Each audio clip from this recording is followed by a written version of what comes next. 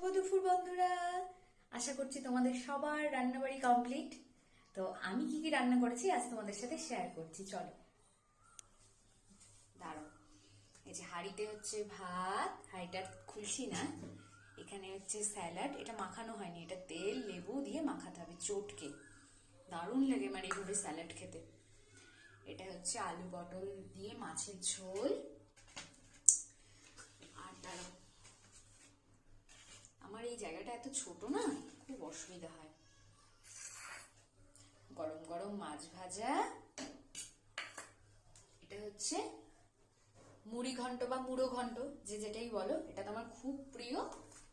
আর এটা হচ্ছে মাছের তেল দিয়ে মিক্স ভেজ, একটা পুঁই দিয়ে পাঁচ মেশালি সবজি আছে। এটা আমি ইউটিউব দেখে করেছি, একটু টেস্ট করলাম, দারুণ হয়েছে খেতে। তোমরা কে কি দিয়ে লাঞ্চ করলে অবশ্যই কমেন্ট করে জানিও কিন্তু। টাটা।